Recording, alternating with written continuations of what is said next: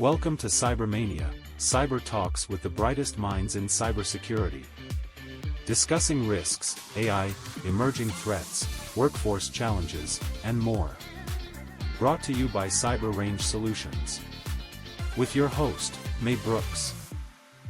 Hello and welcome to another episode of CyberMAYnia. With me today is the phenomenal Dan Howther. How are you, Dan? Howdy, howdy. I'm doing really well, thank you. It's always a pleasure chatting with you, May, and I appreciate you bringing me on your show. So this is always a fun thing. So amazing. So we'll start off, as always, with you telling us a little bit about your career, your background, what drew you to this crazy world called cybersecurity.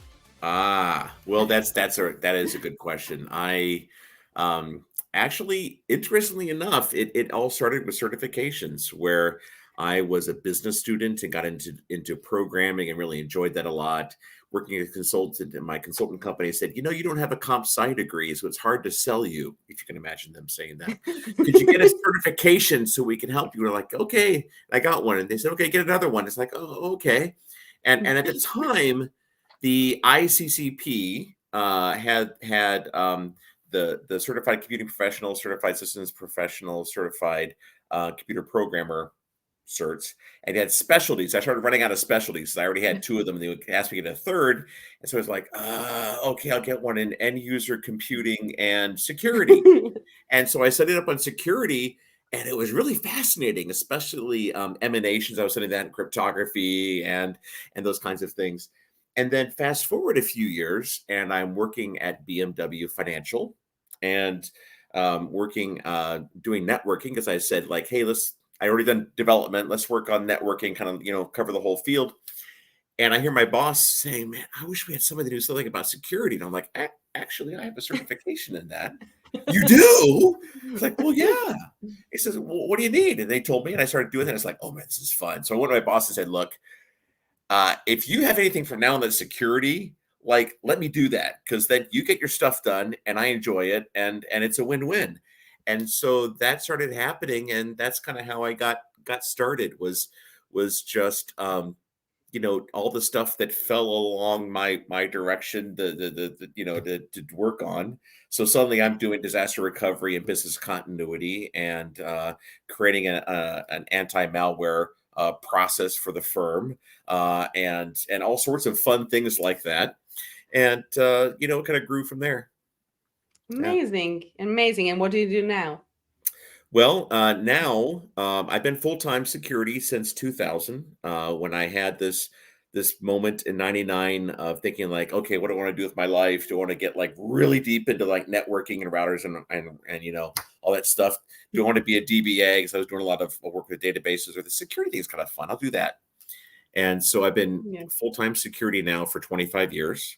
And I work with a lot of Fortune 500s, helping them with their information security strategy and roadmaps, and particularly identity. I do a lot with their identity roadmap. So I'll come and look at their whole landscape, figure out where they need to go from here, stop doing this, start doing that kind of stuff, and lay out a path to better. That's amazing. And you left out the most important thing. Why do we know each other?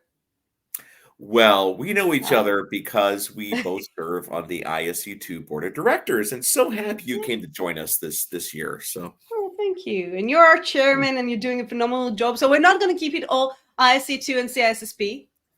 But we might. No, we won't, because we have a lot to discuss. We won't. Maybe we'll do another show about CISSP and IC. Well, we'll see. No, but you mentioned a lot about how you got in this field and identity management. And I want to reference a specific project that you mentioned on your LinkedIn, and we talked about it as well, which is the first ever SAML implementation. Sort of. It's and there's an asterisk next to that, because the University of Pennsylvania actually had registration for a course via SAML that they did. So yeah, there were like, I don't know, 40, 60, 100 people. I don't know. So they were actually first. It was in 2002. But then we implemented it in January of 2003. I wish I kept record of the date. Call it January 8th-ish. of 2003, and it was actual financial transactions, and it was the very first implementation in the real world was a three-way SAML arrangement. So the very first one, where we were the identity provider and we had a service provider who then linked to another service provider dependent on our identity. And we were doing alpha code cuts every week. Our partner was RSA, and because there was a lot of crypto involved. And it was SAML 1.0. And I remember having a call with a friend of mine, Brian Moeller at Ohio State University. And I called him and I said, dude, I can't tell you what I'm doing, but it is so cool. And then in January, I said, like, here's what we did. He's like, no way. It's like, yeah. And that was awesome. So just to break it out for people who don't know what SAML is, you know that when you go on any website and there's like, identify via Google or via your Gmail or your Facebook or whatever. So basically that's what's going on. So when I go on my Canva account and I tell them I didn't authorize me via, I think I'm using Facebook for that, they don't have my username and password. They go to Facebook and also, did you authenticate that user today? Right. So basically that's sort of breaking it out. And it's fantastic from my point of view, as someone who's doing a lot of awareness and education. People don't realize what it does, but the fact is I don't have to remember a second password. And with all due respect to 1,000 tiny little providers that want my identity and might get hacked at some point, I trust the big companies to secure my account better. And also, if someone, let's say someone does have access to my Gmail or Facebook or whatever password, it's changing one password, not trying to remember where else I use the same password. Because let's be honest, and we'll talk about what we can do about it in a few seconds, but most people can't really remember 1,000 different passwords. Like the average person has dozens. I think if I memory serves, the average number of applications a user uses on a daily basis is around 40 or 50 apps, like regularly uses. Yeah. That's why I use a password vault. Yeah. I have my own issues with password vaults. I do. Well, it's like you're putting everything, all your eggs in one basket, and they did get hacked a few times, all these services. So, but if you look how they get hacked, now I can't say this is universally true, but it's usually with the browser plugins, and your browser's dirty. I mean, that's a dirty environment. You should not trust your browser, really. Yeah. And so I don't. And so I read the password off the screen and I type it in, and I never allow my browser to ever touch my password vault. I keep that separate. It's on a different computer. Okay. And that helps isolate me. But the real magic there is I only have to remember one password as the password to my password vault. Yeah, and as long as you remember that, that's fine. If you forget it, now we have a problem. No, it's written down and it's in my gun safe. But if they get access to my gun safe, I have bigger problems because they have access to my guns. So true. Yeah. So they're all interested in other things as well. Yeah. So you've been basically doing identity and access management before we called it identity and access management, IAM. You've seen this entire thing evolve from the old way we've done things to new frameworks like zero trust and other ideas. Where do you see this specific part of cybersecurity going? Yeah, it's really interesting. And, it's really one of the oldest technologies we have that's associated with information security. And if you think about it, the password really, you can look at the shibboleth, right? But it really is, the halt who goes there, that was probably, a particular tribe, perhaps, what we might call cave people or whatever. Ungawa, you're coming back into the camp and like, hey, Fred, is that you? And, can you say the right password so I can recognize friend from foe? Are you permitted to come in? Are you part of the community? And that's a very old technology, right? It is prehistory. And we still have that technology. Like if you have this piece of knowledge that we've given you, today's password, that you can come into the camp if you know the password, then you can come in. And that's, it predates history. I don't know how old it is. It's at least 4,000 years old because we can find details of it in ancient texts. where it's going from here, obviously, is shedding that, because passwords, we all know, are pretty horrible. Because they could be disclosed and they could be phished, and that's why we're going towards passwordless. So I do have my FIDO2 tokens hanging around here. One of them actually has a fish, so I don't get phished. Oh, okay. But yeah, I love YubiKey. They're one of the preeminent FIDO2 token providers, and that and facial recognition with I daily use of Windows Hello for Business, which works really well. I've been using that now for 2 years. Yeah. That's just great tech, and I'm actually engaged with a Fortune 500 firm right now who's rolled out more than 200,000 YubiKeys over the last few months, and working with identity proofing with them, which is the next frontier, because as you secure the doors of the bad guys trying to come in the windows. So if they can't get your credentials, then they will go after the issuance of them and see if they can make you issue to them, which is where you have problems like SIM swapping with phones. Exactly. If you convince them to transfer to you, then now you have access to their device. And so that's the next thing that gets attacked, is the issuance or the reset of the authenticators. And that's the next frontier, I believe. We're seeing a huge uptick with identity verification, and Europe has said by 2030 that 80% of the EU residents will have digital identities issued by a government entity that they will use in a daily basis. Well, that's a huge question. I mean, first it will be a single issuer, and what do I do if my government official identity is stolen, compromised in any way? And I can tell you from my personal experience in Israel, as far as I'm concerned right now, and I'm sorry to say that, I'm not happy to say it, but that's the honest truth. As far as I'm concerned, my ID is public knowledge. Not just my number. Yeah. The actual ID itself is public knowledge, because it was leaked so many times from so many different places. Right. I can't trust that as something that is legitimate. So that is also a huge question, is what happens if my government official identification is compromised in any way? Well, it would of course be a reset. When any crypto system is compromised, you have to reset the crypto system. And this happened at one point. 1/3 of California driver's licenses in circulation were fraudulent. So California spent, I think it was like $20 million or so. Don't quote me. It was a bunch of money that they spent completely redoing their issuance process for how they actually did driver's licenses.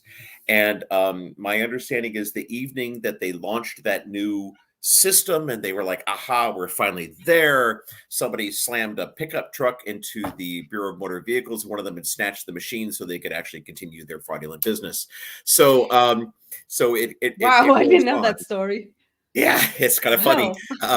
And tragic. But, much of our identity system has been and will continue to be, done by board bureaucrats who don't necessarily have much more than 5 o'clock and getting that beer that they're wanting at the end of the day. But anyway, they don't necessarily have the full diligence you would hope based on their role, because they have many, many things that they're doing, right? And but that person for the government does the issuance of a government ID are the vital underpinnings of our society. It's a little scary when you think about it. It is. And, I think that it's also a matter of, you mentioned that you walk around with all those keys and I used to have the same. Today I try to avoid them because I tend to forget them, and then you can't access. So I tend to rely on soft tokens of various types and multi-authentication, multi layers of authentication. But it has to be convenient. And my dad was visiting me a few weeks ago, and he had his laptop here and he had to log into the system. And I was sitting next to him and I was looking at him doing one password and then getting a code and then doing another password and using a different authentication tool and then getting another. Well, all this just to get into your email? And I'm like, well, no wonder that so many users still have their password in some or whatever. And we tend to forget as cybersecurity professionals, and I actually experienced it a few times whenever I look at a new app or a new service or whatever, trying to think of it from the user experience. Is that something that is easy? Can I understand why it's going? Yes, but is it still easy? Is it still convenient? And I think that's a huge thing. And especially now, it's so easy to compromise it. I'm really encouraged where we're headed toward digital identities, because having a wallet on your phone, most people know where their phone is at all hours, right? Exactly. And millennials are on the dance floor holding their phone, or it's shoved in their bra strap or something, right? They're never more than a meter from their phone at any time. And my kids can't imagine why on earth I left my phone downstairs, when I'm like, why'd you leave your phone? And so all you have to do is just point your phone to the QR code and then do a facial recognition event, and then say, yes, share this and share this, but not that, and go, and done. And it's like 5 seconds. It is so fast and so easy. And that's why I find that to be encouraging, is we are at the same time getting away from the 17-character password that requires, blood of a unicorn and whatever. Wait. What? The regulators. Try and explain to a regulator why you're giving an easy password, because you have two-factor authentication and you don't need 17 characters. Let's try and explain that to regulators. I've actually done research on that. I actually did primary research on that, in fact, and published an article on it, and it was heresy. Like, how dare you, right? I actually did some analysis, and we actually did some simulations. And it turns out, based on the technology stack that we had in the day, right, at that current time, where we had to presume that there were still landman hash that was available at that time, because this is going back to around 2006. The most secure password was a 6-character alpha. That was non-dictionary. And the reason why is the yellow sticky attack is one of the most pervasive ones, where people write their stuff down and slap it under the keyboard. And, somewhere in the order of 15% will always write down their password, and 10% never will. And the remainder 75% will float based on how difficult and onerous you make the password requirements. Yeah. So the worse you make those password requirements, the more you're driving them to write down their password. And so that is rarely considered when people look at the strength of a password, is they're trying to do cryptographic math against human systems of behavior. And of course, those are completely different things.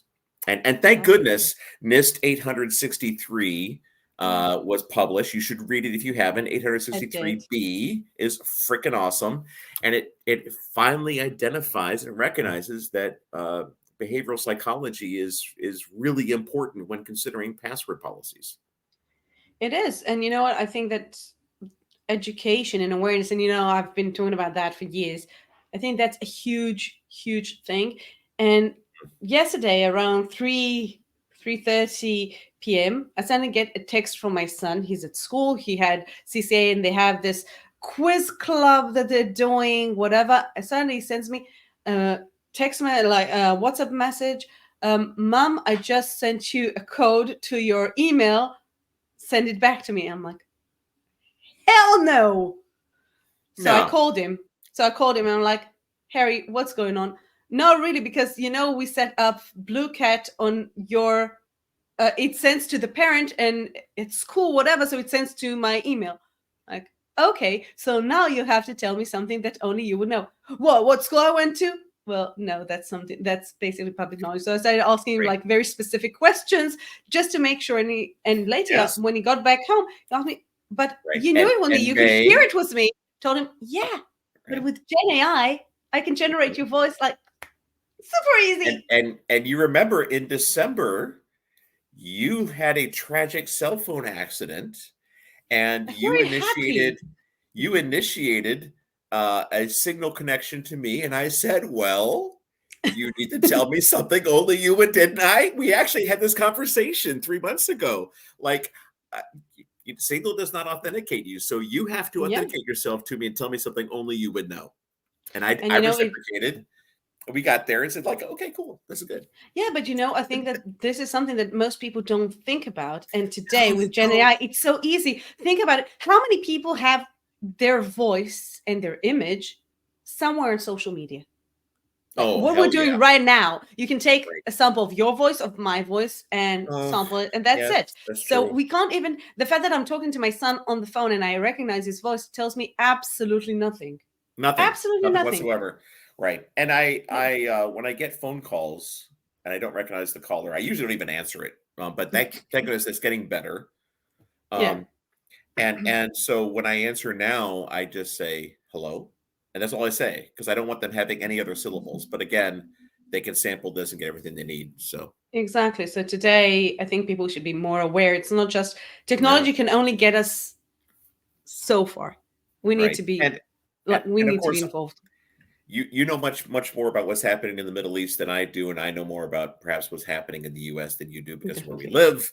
And the FCC has just come out with guidance specific to robocalls and AI, because and in the most in the last few months, in the New Hampshire primaries for the presidential election, Joe Biden's voice was used to create a deep fake call to New Hampshire residents, encouraging them not to go to the polls and vote, and direct election tampering. So that got people's attention. And if you want to get changes in the law, you piss somebody off, and then it happens. And it did. It's like, oh man, this is bad. So yeah, legislation is happening to directly affect the protections that we have against AI, and to implement better authentication for callers. So I think it's huge. I'm actually having a conversation around policymaking, cybersecurity policymaking next week. And I'm really looking forward to it, because it's in the US, because I have no idea how the US system works from a policymaker's perspective. So it's super fascinating for me, because as you said, the election is coming up. And as a security practitioner, I've been following the previous elections, and not just in the US, in the UK, in Europe, all over the place. Yeah. And it's getting to a ridiculous point, because campaigning is always manipulation. That's what it is. Campaign is trying to manipulate you to do something. Oh, and the issue people had with Cambridge Analytica and manipulation of Facebook, it's called advertisements, people. I mean, come on. People ask me a few times. I tend to take a lot of marketing seminars. I really enjoy that. First of all, I find it absolutely fascinating. Second, the reason I'm so into marketing, because marketing is social engineering. When I create a social engineering campaign, I use marketing. I actually once created a talk that was all around, you see what Booking is doing to get you to click now. This is phishing. You see what Facebook is doing. That's advertising. That's marketing. Most people don't know that their smart TVs actually sample more than 100,000 times a day for the inputs to their TV, to understand what it is they're watching via Bluetooth or streaming or whatever, to understand the viewing habits and reporting that back to advertisers. And it's like, come on, people, wake up. You are being monetized. And the question is, and that's always my question, do I want that or don't I want it? I mean, if I'm now interested in a trip to, let's say, Tokyo, just an example, I'd much rather see things that are relating to a trip to Tokyo and advertisement about Japan and Tokyo or whatever, than seeing things about, I don't know, Paris.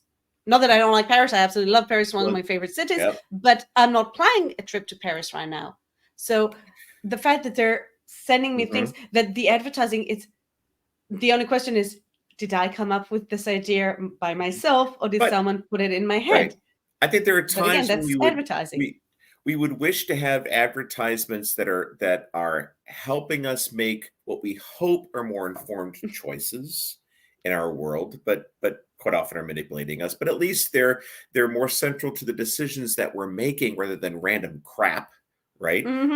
I get a lot of stuff that's spewed to me. It's like, I don't buy those kinds of products, because I'm a guy. Why are you sending me this? Right? Exactly. Yeah, why are you sending me this?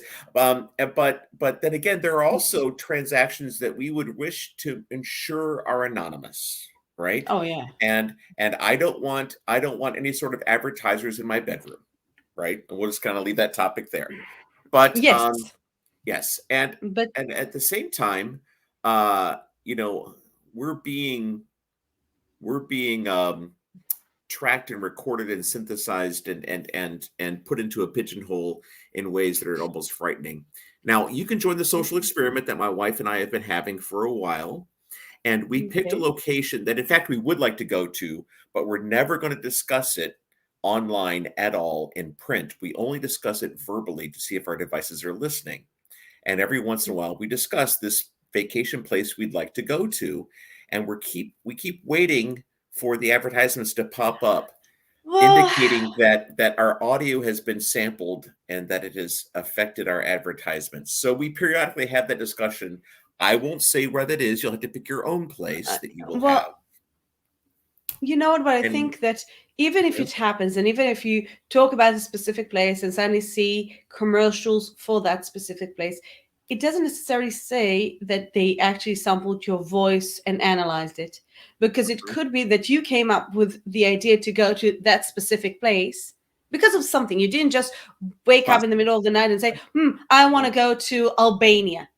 Maybe you do. I don't know. I actually saw but something triggered you to say, oh, I'm going to pick Albania, and I'm not going to look for it, but something triggered you. Maybe the same things triggered your friends, your family, and they're looking online for a trip to Albania. I don't know why Albania. Yeah, I think this is the well, I've heard it said we were so afraid of the world of 1984, and yet we've fallen into Aldous Huxley's world. We've been lured to sleep. Yes, although voluntarily. And the notion of you being tracked within a meter of where you are at all times of the day sounds creepy as hell, until you have your GPS app and go like, oh, this is cool. It can tell me the closest, like, oh, there's a bar right down the street that has the thing. There's a restaurant that has dim sum. I love that place, right? And so suddenly there's this convenience factor of like, it's really convenient that my device knows where I am. Although creepy that my device knows where I am. So it's always a balance between the user experience and privacy, and how we perceive privacy as well. Right. And controlling that information, the flow of that information, what gets shared, what doesn't. And then, how that plays into human rights is a really interesting conversation. Yeah, absolutely. Well, let's go back to the things that we were planning to talk about. And I want to ask you a little bit about risk in general, because you've been doing risk for a very long time, and you've been involved in many initiatives around risk. And one thing pertaining to risk that I've always been concerned about, especially in the last probably 5 years more than ever, with APIs booming, is third-party risk management. Now, I know you've been researching it. I know you've been innovating around that area. I know you were working on a few patents, and I would love to hear your perspective about considerations and what you have in mind when you're thinking about third-party risk management. Absolutely. And, there's a lot to that. And I think that that the number of risks that are inherent in the supply chain, I mean, and we tend to think, we tend to think of it in single or a few kind of dimensions of risk, but you think about all the various risks you have in your supply chain. The risk of a single source supplier. That's why it is that GM had to switch out their antifreeze formula in the radiators, because they had a single source supplier, and I guess the factory burned down, and suddenly they had to go from the green stuff to the pink stuff, and just eat all of the warranty failures they had because they were putting bad stuff in the radiators, and cost them millions and millions of dollars because they had a single source supplier. But there's hardware and software and firmware integrity to consider. There's sustainable procurement and human rights in the supply chain, and are you having conflict minerals in the supply chain, and those kinds of concerns. There's vendor viability. There's resiliency of that supply chain and the disruption.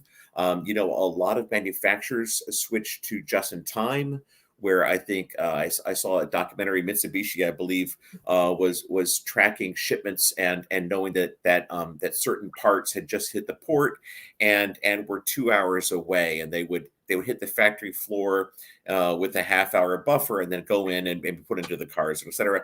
And then this funny thing happened around 2020 where things got shut down, and suddenly those whole supply chains got completely disrupted. And so all of this optimization to strip all of that, make it as lean as possible, suddenly bit them in the keister because, suddenly they had huge supply chain issues. And it was I'm not saying, I saw the documentary Mitsubishi, it hit almost everybody, right? Yeah. And I know a friend of mine who's having a mental health crisis because they can't get the pharmaceuticals that they need for their prescriptions, have a supply chain problem, right?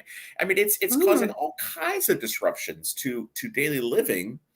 You just can't get the things that you need, right? And I remember quite famously back. I'm aging myself because Johnny Carson has been off the Tonight Show for a very long time, but he was joking with Ed McMahon, chuckling along as they did quite frequently about the toilet paper shortage. And there was no toilet paper shortage, but because he mentioned it, suddenly there was one. Exactly. And suddenly everybody went. It happened in COVID as well. Well, yeah, but that was actually legit. People were like going, "Oh, there's no toilet paper." Actually, let us say that there was a lot of consumption of toilet paper that shifted from the office environments where they bought the large rolls for commercial to the home, which are a completely different product. And suddenly, But it was, at least I can tell that in Israel, it was like the first day of lockdown, no toilet paper. Don't ask for it because you're not going to get it. And actually, the same happened now. We put a bidet in to, kind of handle that. So so during the conflict, the first few days of the conflict was there's nothing in the supermarkets. It's like, seriously, dude, like. Oh, so you're touching on a really interesting thing. We can go back to behavioral psychology, which is so important to security. I don't know if you see this trend, but it's definitely in the United States that when there is a weather emergency, there is what I refer to as a full French toast disaster, where people suddenly are buying bread and milk and eggs, right? That's like, I have seen this myself where people are like walking along with their little red wagon and their children to go buy bread, milk, and eggs and take it home.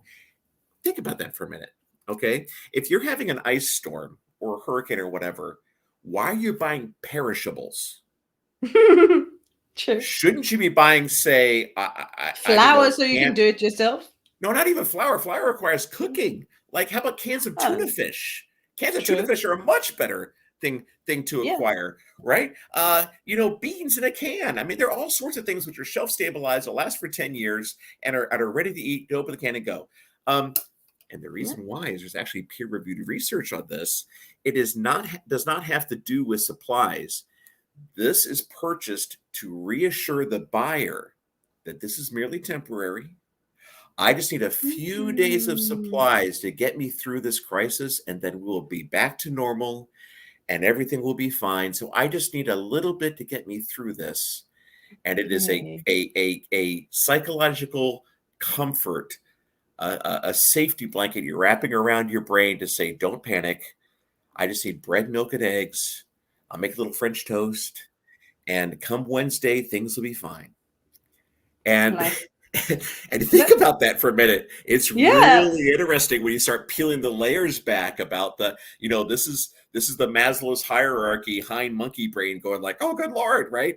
And fight or flight kind of instinct and like, okay, settle down. It's okay. We'll just get a little bit and we'll go off to the corner of the cave and we'll come back out from the cave in a few days and the bears will be gone, right?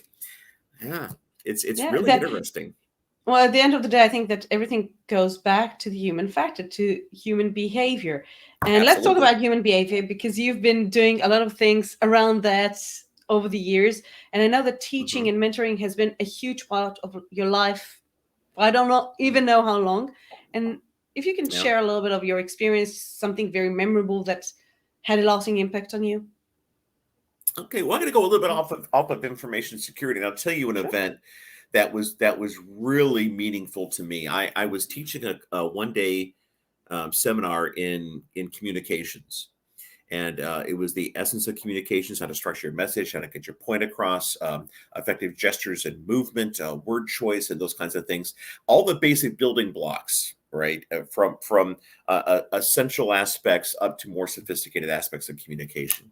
And we started off the day, and there was a particular student. I'll give her a fake name. We'll call her Gretchen. And Gretchen was a tall, an unkind person might call her gangly. She was a welder and literally lived behind a mask in her day job. She was like 6'1", with very large hands, and you could just tell she wasn't that comfortable in her own skin at times. And she got up, having lived her life in a day-by-day basis behind a mask in a loud environment where a lot of communication was not verbal or was being screamed at, right? Yeah. Because you're in a loud environment. And the first assignment was to spend 2 minutes talking about yourself, because you are the world's foremost expert on you. No, you know you better than anybody else in the entire world, right? Foremost expert. And you can talk about you better than anybody else in the world.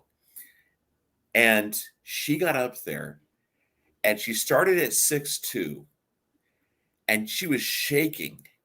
And she said, "I can't do this," and dove for her chair. By the time she got to her chair, she was 3 feet off the ground. I mean, she was just terrified. Yeah. And by the end of the day, 6 hours later, there was a confident human being communicating a message that had a point, getting her point across, and impact her audience. And people are crying for the message she was delivering. Oh, I mean, it was just like a beautiful moment to see a changed human being. Wow. Oh, it was this ultimate butterfly coming out from a chrysalis. It was just this beautiful, beautiful thing. And she came to I and my fellow instructor at the end of the day and thanked us personally. And that held such meaning. And I've not seen her since. But it stayed with you. How long has it been? Oh, yes. That has been 18 years. Amazing. 18 years now. And I absolutely love that story. The impact she had on my life, and I believe that I and my fellow instructor Larry had on hers, changes forever.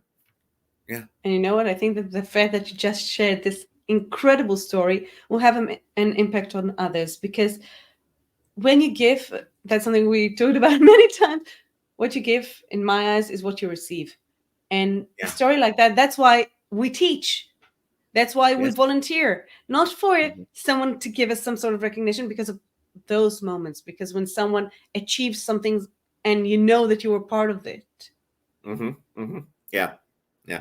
For me, there's nothing like it. Yeah. And I've always been a teacher. My dad was a teacher, and he, my dad was a doctor and taught as part of what he did, taught in school of medicine, and was always teaching. And I got the bug from him. And it's been a part of who I am. But I think, if I look at Malcolm Baldrige and the tipping point, I'm a maven. I want to be able to share those things I've learned with others, and because we are all beggars in search of bread, and the lessons that have been imparted to me, I can then pass on to others down the line and help the next generation. It's I think it's just a beautiful thing to it. So. It is. It's amazing. And I want to reference specific things that you've done over the years. And now we'll go into the ISC2 part, because we can't ignore ISC2. I don't want to ignore ISC2. So you've been involved with the community for how many years have you been a member? Well, I actually took my first ISC2, then it was ISC2 certification July. I think it was about the 17th of 2000. Oh, wow. I got to sit for the very first test, the pilot of the SSCP. And my boss. That was your first one? Very first one. It was being offered at Nationwide Insurance. They opened their doors to have a test there, and it was given then 12 hours later in Hong Kong. Those were the very first 2 exams of the SSCP. And my boss said, "You're going to take it next week." I'm like, "Huh? What? Who?" And I did. And interestingly enough, the person that was the proctor was Jim Wade, of the Jim Wade Service Award, who was from the Columbus area. I'm from Columbus, or I'm not from Columbus, Ohio, but I've been at my home for the last 32 years. And he was the founder of the local ISSA chapter, and was one of the founders of ISC2. And now the Jim Wade Service Award has been issued because all the tremendous things that he did. And he was my proctor, and I didn't even know the guy. All right. And I found out later, it's like, oh, that was Jim Wade. He's a board member of the ISC2 and everything. It's like, that's pretty awesome. Yeah, it is. So you've been volunteering with ISC2 for a very long time. See, I'm not calling it ISC Square. I'm very proud of myself. So you've been involved with the community for a very long time. You've been a driving force behind the Women in Cybersecurity initiative that ISC2 is doing amazing things. I've been on the DEI task force, I think, probably 3 years ago. Very close to my heart. Yes. Yeah. And you know what? Why? For me, it's obvious. I'm a woman. Why is it so close to your heart? I remember my daughter, take your daughter to work day, right? And I took her to work, and she says, "Oh, Daddy, you spend all your days in meetings." It's like, well, yeah. And then a few years later, I said, well, what do you want to do with your life? And I'm thinking, like, could I encourage her towards cybersecurity, because she loves science, she loves math, she's like into the STEM stuff, like everything. And she says, "Oh, Daddy, I want to work with people. I don't want to work with computers." And I'm like, what? Where do you think I'm doing with all these meetings? Like, what it means with people? It's people. And I realized that she didn't see it as a welcoming profession. And I said, I want to change that for my granddaughters. And about a year later, the Bureau of Labor Statistics came out with their information on our field. It was the very first year they ever tracked it. My memory's probably going to screw up the year, but we'll say it was like, I don't know, 2011. And they published it. And what I saw was that there was a single community that achieved, at least in the United States, gender parity. That the African American community had achieved gender parity, and that blacks in cybersecurity were within 1 standard deviation of the population. It wasn't quite as high as the population. I don't remember the exact number. Like, if the population was 13.2% African American, it was like 12.8, right? It was really close to actually being representative, and it was 50-50. And I'm like, oh, there's a population that's figured it out. Like. We can do it, right? And that really encouraged me. And we said, like, man, we have to do something. And what I noticed, there were a lot of folks that figured they had the answer. We know why. We know why it's STEM, right? Or they're not seeing women in leadership, right? We know why. And I was going, do you really? And I saw there was a lot of conjecture. There was a lot of apocryphal stories. That there wasn't science behind it. I said, no, wait a minute. We need actually to study this thing and figure out, let's look at all the on-ramps, let's look at all the off-ramps, like why people come into the profession, why they leave the profession, and then do the gender differentiation between those two to see, why is it? And there's a lot of apocryphal information, but we don't really know. And we're starting to get the picture of why. And I think the answer really is it's quite complex. We also have to recognize, too, that success is not 50-50. The success is a barrier-free entry and workplace with no barriers. But we can see that certainly Scandinavia, more than perhaps any other area of the world, has removed gender barriers. And they don't have 50-50 engineers. It's substantially below 50-50. I think it's about 38, something like that, 40%. So when there are zero barriers, it still doesn't achieve 50-50. But that might be societal, where their parents are encouraging them, like, oh, the proper occupation for a woman is to be a teacher or a nurse, right? And the proper thing for a man to do is to be an engineer. I don't know, but I think so, and I'll tell you why I think that so. may be. Yeah, that may because be. of where I live. Because if you go to the UAE and you go to the universities here and you go to any STEM faculty, you will see that the vast majority of graduates are women and not men. Because women in the UAE, Right. girls in the UAE from a very young age are directed in the IT, STEM, technology, whatever pathway.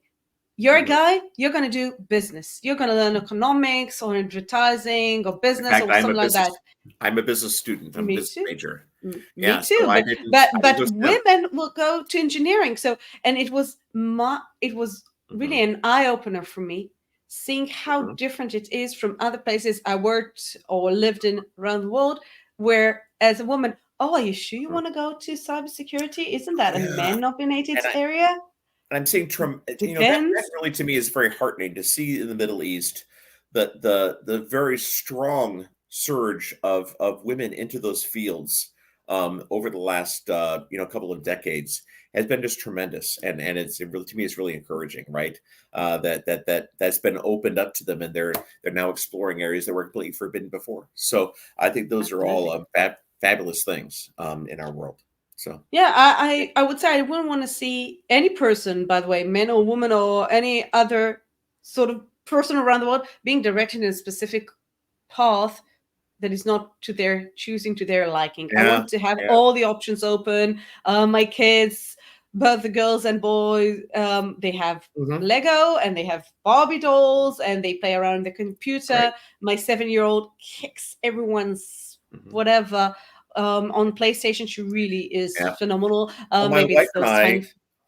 My wife and I decided very early on with our first children that we were not going to play that this is a boy's toy, this is a girl's toy, or whatever. And so I tried to give my daughter a football for I think it was football, and like, oh, Daddy, that's a boy's toy. I was like, who told you that? Television did. Television. Exactly. But also, you know what? But even forget television and forget society, there's still a tendency. Like, I never liked dancing. Did I dance as a kid? Yes. I never enjoyed it. It's not something that I like doing, even though I'm a woman or a girl or whatever. So I tried. I had the tutu dress. I was never any good. I didn't like it. So that's fine. That's my personal tendency.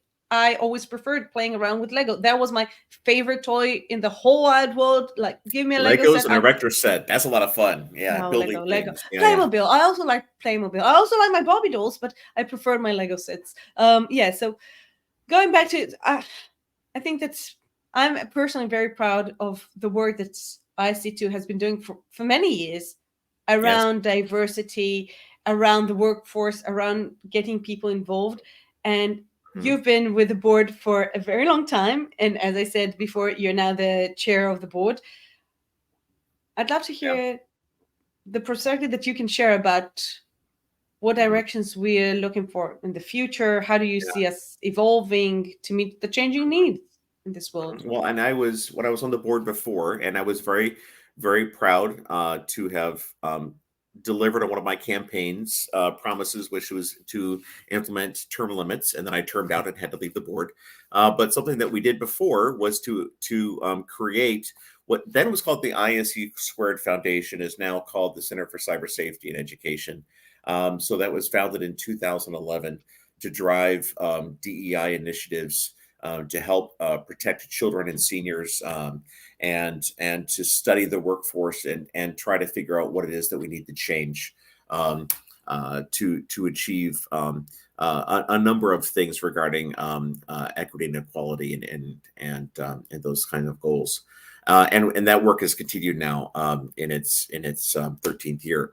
So and the workforce study is showing that we're now getting pretty close to parity for the under 30 crowd. I think we're now at if memory serves about 45%. I want to say 45, 40. It's right around there. Maybe I'm wrong. Yeah, it's growing and growing and growing.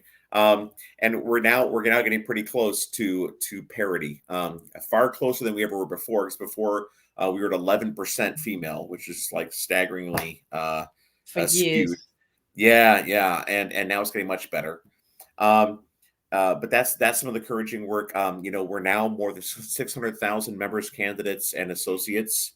I'm really encouraged by the 1 million CC program, where we're giving away 1 million certifications, and particularly targeting disadvantaged communities. We hope that half of those, so 500,000 of them, will be to disadvantaged communities to help lift them from poverty to open doors that were never open to them before. We're seeing tremendous uptick in Southeast Asia communities, where developing nations, we're seeing a lot of uptake in that.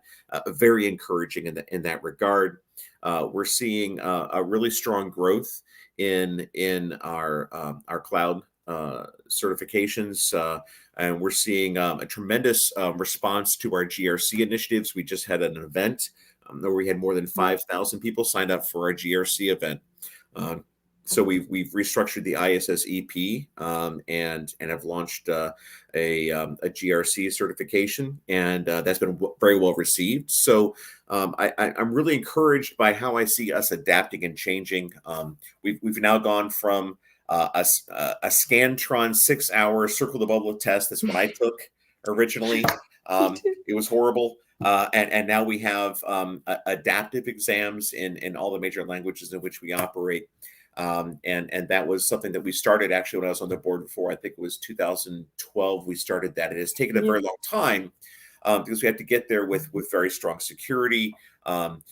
Getting all of that online and then making it adaptive is not an easy journey. And at no point could we sacrifice the security of the exam itself and the integrity of the exam. And that's why we exist as the ISC2, is to ensure that there's differentiation, that we can say, see, they're certified. We know that they're competent. We know they have the skills commensurate to be a professional. And so we couldn't sacrifice the integrity of our certifications. But, all these things are really encouraging me. I could talk for hours, but you don't want me to talk for hours. Nobody's do. Listening to this wants me to talk for hours. But it's really exciting to me. The doors were opening. The markets were opening, and I'm really encouraged by our increasing internationalization. Something I've been a big champion of is that we have to be global. Our profession is global, and ISC2 must be global in its mission and execution. Yeah. Amazing. Well, we're running towards the end of our time, actually, though we could probably continue this for hours. But I do want to talk about something that I always try to bring the personal angle with every guest, and your personal angle is very unique, and I think that makes us more rounded people. And I want to talk a little bit about your hobbies, because you have two very interesting hobbies. One that I share, one that I don't really share. The first one is the custom motorcycles that I'm terrified of motorcycles. Like, give me, for a bicycle, that's fine, but motorcycles I'm afraid of. But that's an incredible thing to do, and customizing them and everything. And the other one is fine bourbons, collecting fine bourbons that you promised to educate me, because I'm in the whiskey side. Yes.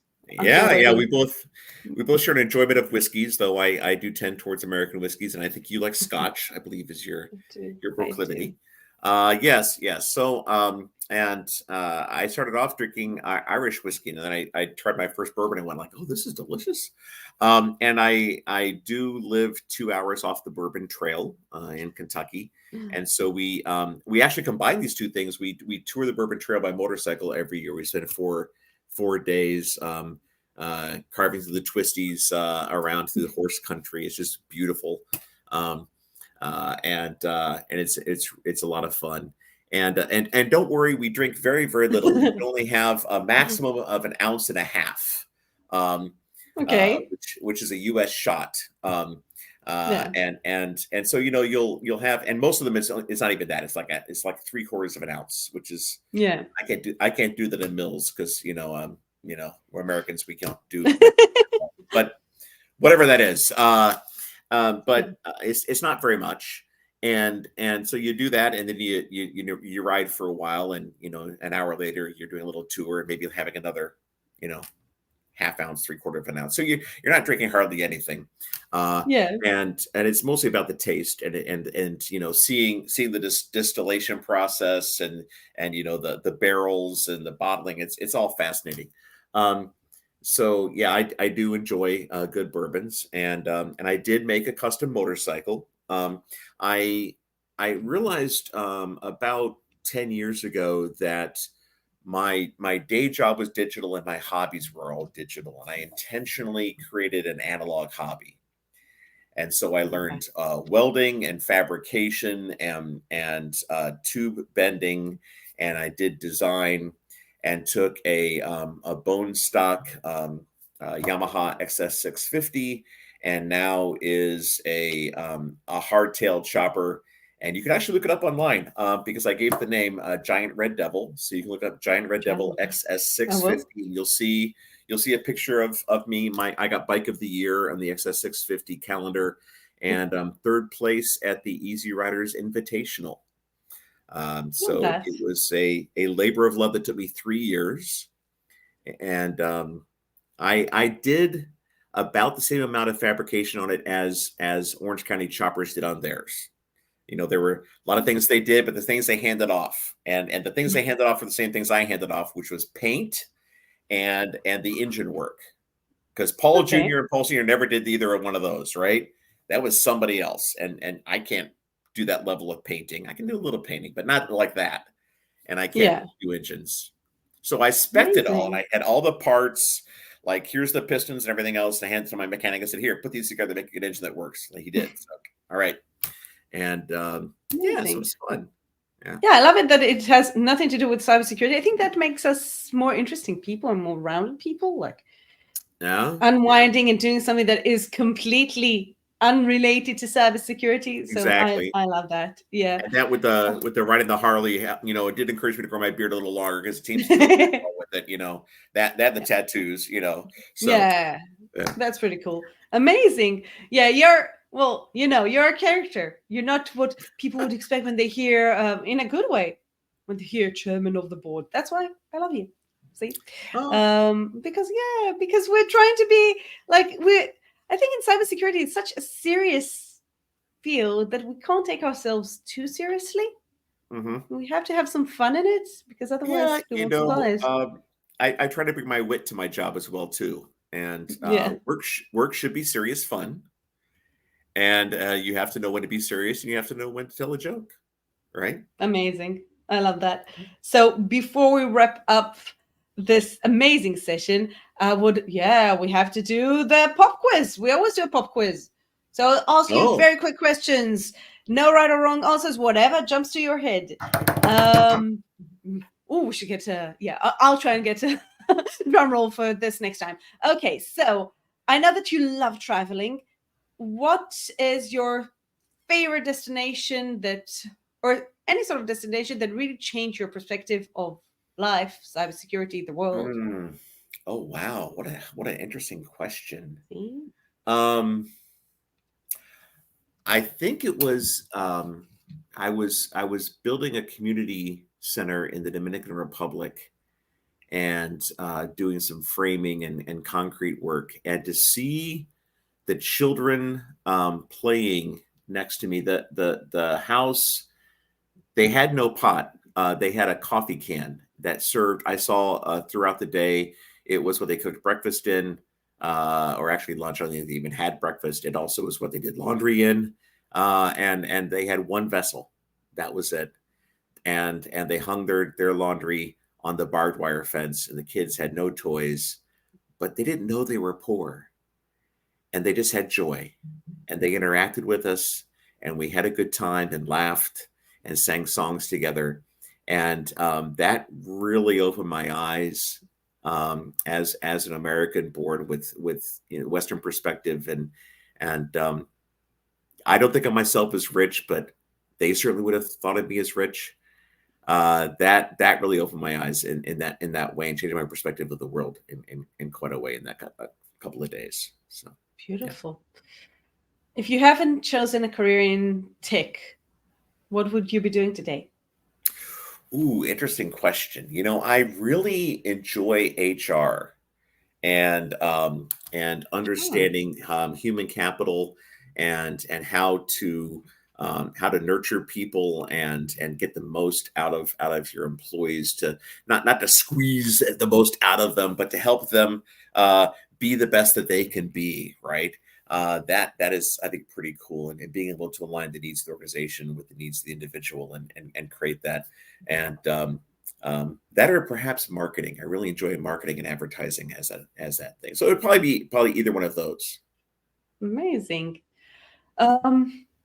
What's the best piece of advice you received throughout your career? I'm gonna have to give you two. I had Larry Menke was my manager when I was a restaurant manager, my first career, and way back in '88, because I am old. He said, Dan, when you're going through your career, it's like going through the supermarket, and there'll be some things you'll see and you go, yep, I want to make that part of me. I liked how that manager interact with people, or that way I'm going to put that on my cart, make that part of me. And you'll see other things, and you'll take those and you'll throw them as far from your cart as possible, because you say, I'm never doing that to my employees. That is horrible, right? And to think about it in that intentional way, that here are things that are going to be part of my ethos, part of how I interact, and I'll see something and say, yes, I'm going to adopt that. That's really good. And things to say that's a lesson. Never do that. Having that intentionality is important. The other thing was somebody said, and I can't remember even who told me this, but I realized this is one of the most important questions you can ever ask in the world of information security. And it is, what is the business problem we are trying to solve? Not the technology problem, the business problem. And you keep asking that question until you actually hear it, because until you understand that, you're really not going to be helping them with security. Fantastic. Yeah. I think both are applicable advices that any person can and should take to their own lives. And so to wrap this up, because you've been in this industry for so long, so I want to give you an opportunity to send a message to the cybersecurity community 10 years from now. What would you tell them? Oh my goodness, what a hard question. What an interesting question. I do try. You ask good questions. I love this about you, Meg. I love so many things about you, but this is really good. And I think we are so focused on the technology and the controls and fighting hackers and all the rest of that. But we have to remember that there is only one coin in our realm, and that is integrity. And ethics are at the core of who we are. And if we lose trust of our principles, we've lost everything. So there can be no more important thing to how we act and interact, how we execute, than the integrity that we have in the ethics that should guide our every action. Not just how it is that we do our job, but how it is that we're passing on those things to the next generation is also part of that integrity, and ensuring that the painful, hard lessons that are learned are not forgotten. That is amazing. Amazing, honestly.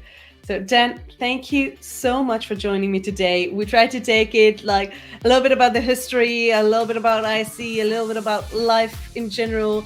And I really enjoyed it. And Lego. I love Lego. Yeah, that's life basically. Maybe my next career will be to build those crazy things on Legoland. Who knows?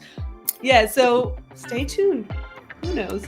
Amazing. Thank you so much for joining me, and I hope to see everyone here next time on CyberMAYnia.